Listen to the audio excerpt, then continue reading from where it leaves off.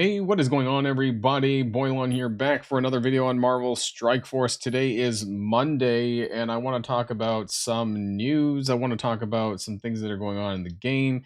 And we just recently had a leaderboard finishing off, and I want to do something that I do once a month that I did last month, and it's kind of carrying on from that. Is basically just taking a look at the leaderboard numbers. I use my alt account, my other account, and I did some inputs like before the event ended, and we're seeing a pretty sharp decline in the player population on the event leaderboards month over month. And it's actually got to the point where we're losing. I'm concerned about the loss, although I'm not exactly surprised because I want to talk about all the things that are going on in the game as to why this might be contributing to that. So if you're ready to go, everybody, let's boil this down.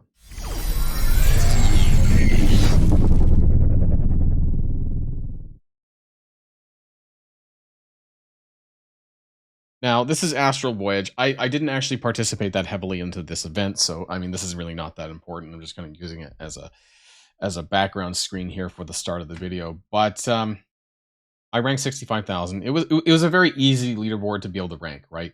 A very easy leaderboard to be able to participate in as well. A lot of these have like, energy mechanics, so it's not on there, but the Voyage Orb Fragments, right? And so what I did is I went over to the campaign on my alt account, and then I just did a 6 energy. The lowest amount of campaign energy I could spend so I could just rank. And pretty interesting stuff. So this was my alt account at 305,000. Now, you might say, "Oh, Boilon, it's over 300,000. That's fine." And well, we were at a different point like 2 months ago, and honestly, we were at another point like 6 months ago.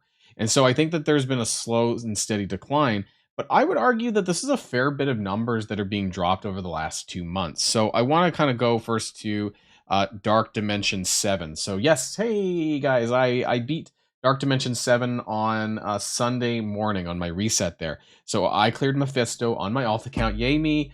Less than 9 months. I think I'm about 8.5 months from when I started my account, and I ranked 20,777. So this is another to do with like, I'm actually surprised the number's not higher, maybe because it's only like under 21,000 players for how long that Mephisto's been out. That's just me, anyways.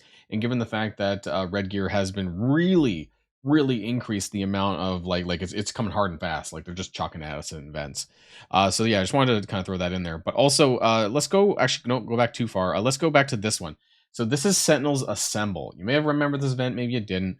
I believe this was the Sentinel unlock event back in September.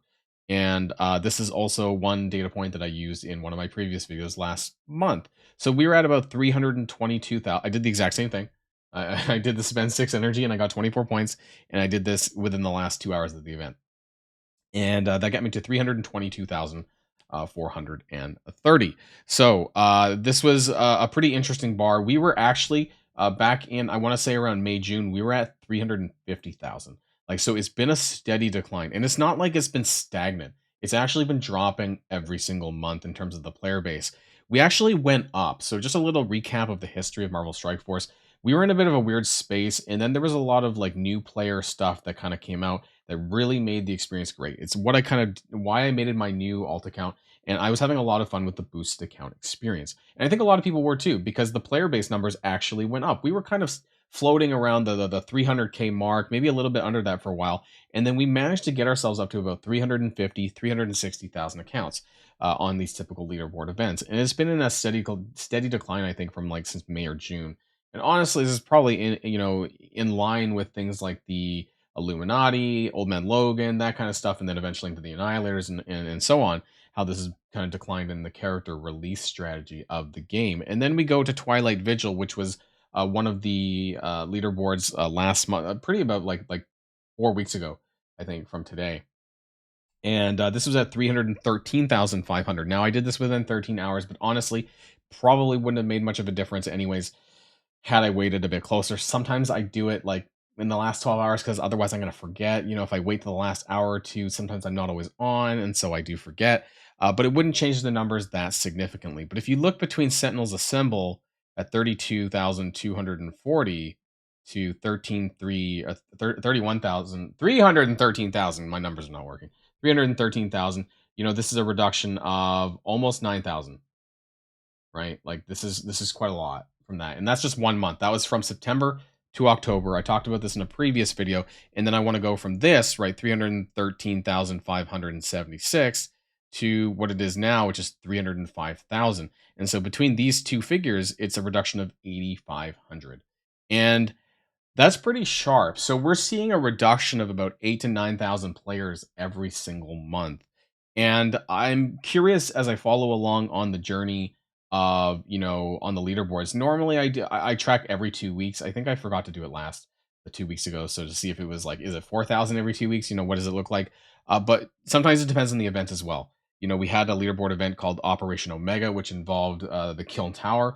And I know that wasn't really good for everyone to engage in. So I think when you have these pure leaderboards like this, where it's very easy to get points in and very easy to rank, those are probably the best ones. Another thing that'll be interesting to look at actually is the Shadow King trials and how many active players. Because keep in mind that the people on these leaderboards are not exactly the most active of players. Some, a lot of them are probably like fluff accounts or double accounts or bot, alt accounts, like what I just did, right? For shits and giggles that they want to rank. And so there's not a lot of active players in these kinds of events. But when the Shadow King trial comes around with a leaderboard, I'm going to be very curious about, how many people just do the D1. I'm not going to do that probably like towards the end of the trial on my on the last day, so I can get an idea and the picture of sort of where the leaderboard is in totality. Maybe on one account, just do like one node, just so I can see a D1, just to see like what's the bottom of the leaderboard, that kind of thing. And how many active players do we actually still have in Marvel Strike Force? And that's why I wanted to talk about DD7 a little bit. Like, what really is the active player base, and is it shrinking? I think it is. Honestly, I do think that I think a lot of this reduction here that we're seeing in the leaderboard isn't necessarily like these alt or fluff accounts that I would call them on the leaderboard. I actually think that there's been a decline in the active player base towards the top. And so while I can't prove that exactly, like where is the drop coming from, the sentiment that I've been hearing in the community has been that people have been unhappy for a while, like honestly since August, July, August, when the Illuminati came out, and then the Annihilators came out, and then Orcus and Night Stalkers, and that slow drip of the character release methods that people just not really been taking to. And so that's just one thought there for me. Some other stuff that I want to talk about actually is the Sensor Tower revenue data. Now this is from late August, and I did cover this in my last video last month when I did this as well. And you can see that the iOS figures were about, I think this is iOS, I believe, for $3 million here on Marvel Strike Force, and then the Android one also had 3 million, but more downloads. So combined, oh no, sorry, this is the most recent one. My bad. This is actually from like a couple days ago. This one here, it was higher. So we had $4 million on iOS here. This was taken in at the end of August. So this was kind of at the height of Captain Britain and leading into the Annihilators as well. So we had 4 million revenue on iOS. We had 3 million on Android. So that was 7 million on the app stores. Now, I do want to assume that it could be as high as like the same amount in the web store, right? So it could be 7 million from in-game, 7 million on the web store. That's a figure that we're never going to be able to find out. They don't have information. They don't have public available data on that. So I don't know, is it the same amount? Is it 14 million total for the month of August, September? I don't know. But what I do know is that the numbers publicly on Android and iOS is slightly down, right? So now it's 3 million and 4 million, 3 million and 3 million rather than 4 million and 3 million. So there has been a reduction. And I think that because now we're kind of post Annihilators, right? I don't know if people are spending as much as they did on Illuminati and Annihilators. And now we're in that sort of Orcus, Night Stalkers, and now Astral era. I'm not sure if they're super exciting characters to be spending money on. And then, with Annihilators being an arena-based team, Captain Britain had this huge, insane FOMO on them that I think people were spending more money then, and people are spending less now. I mean, that's pretty obvious, right? Because they're trying to find ways to bring that money up. They've been doing that. They've been trying to gouge us with Odin, right? Purple ISO offers and all of that stuff related to the Odin release. They've been trying to find ways to monetize. And then even now, right, we have, I don't know what I was looking at, but, just the Astral team, right? The Astral team is being heavily monetized with their awakened abilities. Some of them are free to play available, but you could fast track them by like this thing, right? The Cosmic Shadows Doctor Strange Awakened Orb that gives you the ultimate for $10 US. You can go and get your your Doctor Strange Ultimate Awakened ability. Then we have the Moondragon one, right? That's free to play, but you're gonna have to core to get that. And then some of the other ones, the Shadow King ones, are paid, which you can get early through some of the character offers and things like that. So just like another kind of, I'm not gonna call it a paywall, but a heavily monetized team through other means that they're trying to extract money out from us. And I kind of want to end a little bit with a little bit of feedback on Battle World, because I would be amiss if I didn't talk about it. All right, and that brings us to the second part of the video, and I am recording this on a Sunday, so that's probably why you're not noticing that we're in full swing into week 2, because I am not yet, because it's Sunday. But I do want to talk about this anyways, because, as of recording, right, we are on the back of Null being done for the first week. There's been a lot of negative feedback, I suppose, for lack of better words, a lot of negative feedback involving Battle World writ large, but also the Null battle. Now, I do want to say that it very well could improve. Next weekend when I do D3 of the boss battle, and then D4 on the following week, and then D5 the week after that. Maybe things will get a little bit better. But I have been hearing a lot of sentiment from people on Discord, in the YouTube community, that have just been unhappy with how this whole rollout has been happening, right? And I made a video about that separately in a different one, specifically talking about Battle World and things like that. So that's why the whole main purpose of this video is not Battle World. But I mean, things. Fuck. When I first went to go check my screen, right, like it came up with a bug saying that like we did no damage, even though we killed them like 30 something times or whatever it was.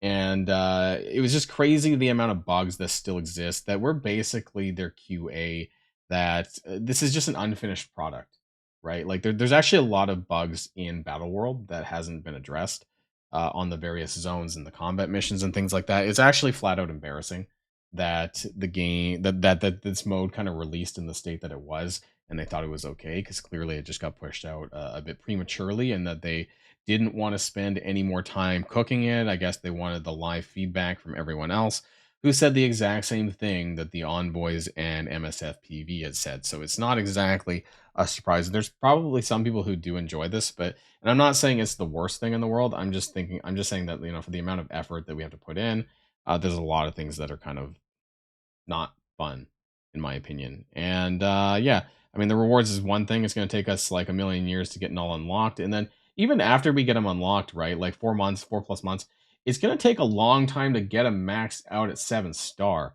So 180 shards for an unlock is one thing, and also 7-star is another.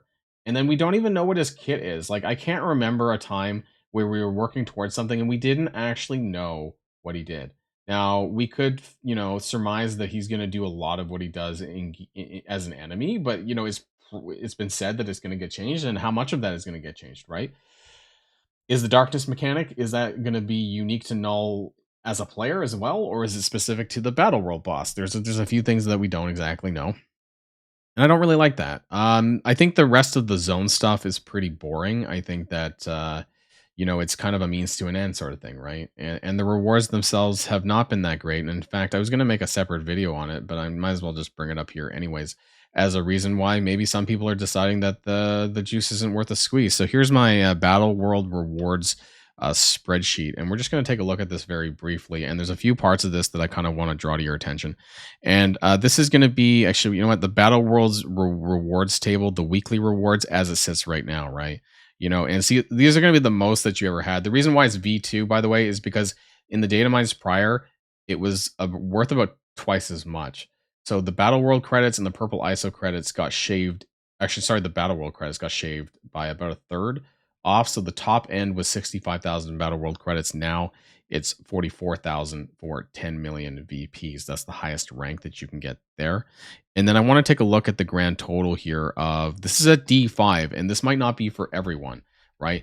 But I have D5 ions and then D5 Battle World credits, because those are the most important things that you're going to be getting out of Battle World. And then if you're doing everything that you possibly can at D5, you're going to be getting 105,000 purple ions every single week.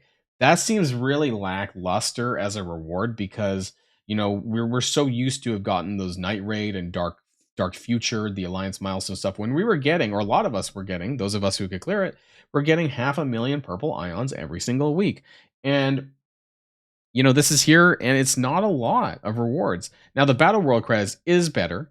So if you're running D5, you're likely going to get somewhere around 80,000 Battle World credits every week, and that's about 100 shards worth of purchases in the Battle World store. So that's not too bad. I think that's actually decent. Also, it seems that the leaderboard, the preseason leaderboard, which is going to activate pretty soon, is here as well. It's going to be giving Emma Frost diamonds and some purple ions, but realistically, like, most players are going to be somewhere around here, right?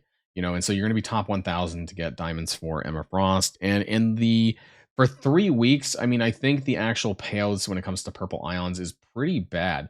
But that's just me. I think the rewards need to go up. And I don't know if they're actually taking our feedback seriously or not.